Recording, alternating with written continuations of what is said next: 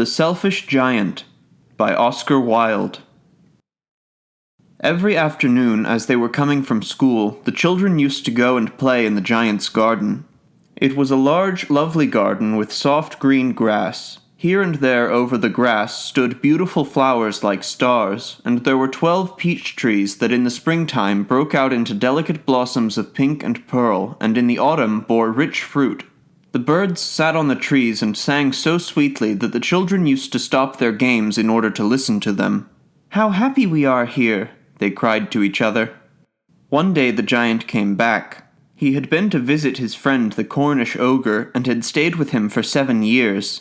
After the 7 years were over, he had said all that he had to say, for his conversation was limited, and he determined to return to his own castle. When he arrived, he saw the children playing in his garden. "What are you doing here?" he cried in a very gruff voice, and the children ran away.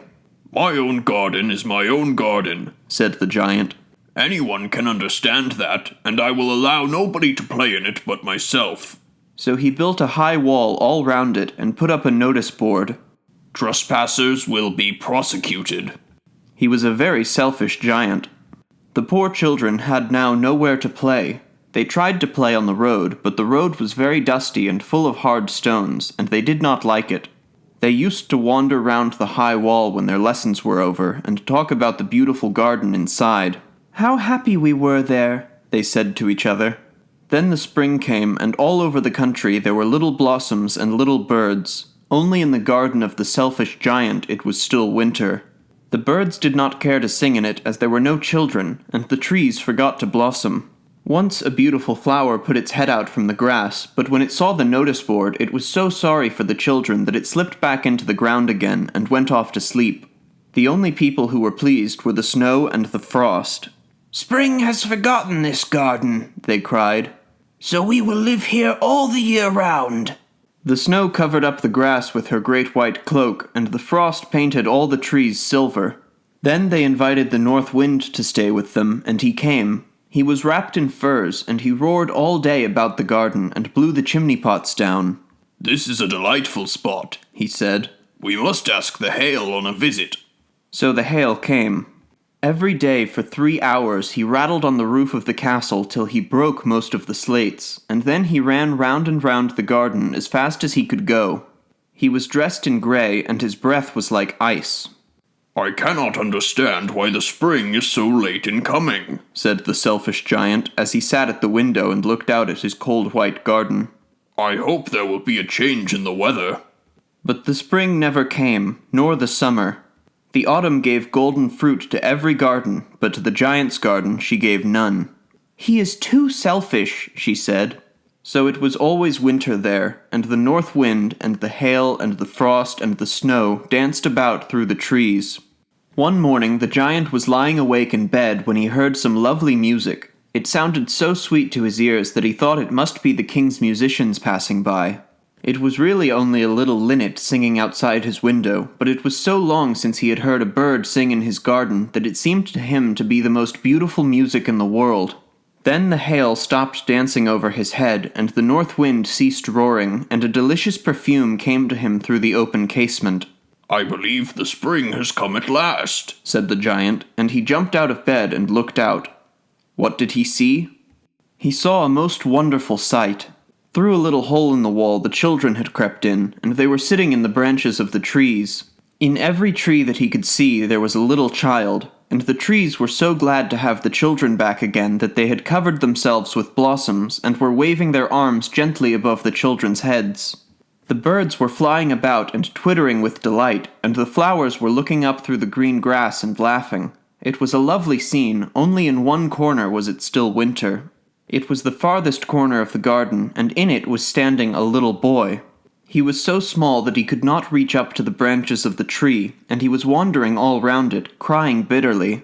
The poor tree was still quite covered with frost and snow, and the north wind was blowing and roaring above it. "Climb up, little boy," said the tree, and it bent its branches down as low as it could, but the boy was too tiny, and the giant's heart melted as he looked out. "How selfish I have been," he said. "Now I know why the spring would not come here." I will put that poor little boy on the top of the tree, and then I will knock down the wall, and my garden shall be the children's playground for ever and ever." He was really very sorry for what he had done. So he crept downstairs and opened the front door quite softly and went out into the garden. But when the children saw him, they were so frightened that they all ran away, and the garden became winter again. Only the little boy did not run, for his eyes were so full of tears that he did not see the giant coming. And the giant stole up behind him and took him gently in his hand and put him into the tree. And the tree broke at once into blossom, and the birds came and sang on it, and the little boy stretched out his 2 arms and flung them round the giant's neck and kissed him. And the other children, when they saw that the giant was not wicked any longer, came running back, and with them came the spring. "It is your garden now, little children," said the giant, and he took a great axe and knocked down the wall. And when the people were going to market at 12 o'clock, they found the giant playing with the children in the most beautiful garden they had ever seen.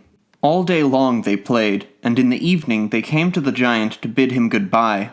"But where is your little companion?" he said. "The boy I put into the tree." The giant loved him the best because he had kissed him. "We don't know," answered the children. "He has gone away." "You must tell him to be sure and come here tomorrow," said the giant. But the children said that they did not know where he lived and had never seen him before, and the giant felt very sad. Every afternoon, when school was over, the children came and played with the giant. But the little boy whom the giant loved was never seen again. The giant was very kind to all the children, yet he longed for his first little friend, and often spoke of him. "How I would like to see him," he used to say. Years went over, and the giant grew very old and feeble. He could not play about any more, so he sat in a huge armchair and watched the children at their games and admired his garden. "I have many beautiful flowers," he said, "but the children are the most beautiful flowers of all." One winter morning he looked out of his window as he was dressing. He did not hate the winter now, for he knew that it was merely the spring asleep and that the flowers were resting. Suddenly he rubbed his eyes in wonder and looked and looked. It was certainly a marvelous sight. In the farthest corner of the garden was a tree quite covered with lovely white blossoms. Its branches were all golden, and silver fruit hung down from them, and underneath it stood the little boy he had loved. Downstairs ran the giant in great joy, and out into the garden. He hastened across the grass, and came near to the child, and when he came quite close his face grew red with anger, and he said, "Who hath dared to wound thee?" For on the palms of the child's hands were the prints of 2 nails, and the prints of 2 nails were on the little feet. "Who hath dared to wound thee?" cried the giant. "Tell me, that I may take my big sword and slay him." "Nay," answered the child, "but these are the wounds of love." "Who art thou?" said the giant, and a strange awe fell on him, and he knelt before the little child. And the child smiled on the giant, and said to him, "You let me play once in your garden. Today you shall come with me to my garden, which is paradise." And when the children ran in that afternoon, they found the giant lying dead under the tree, all covered with white blossoms.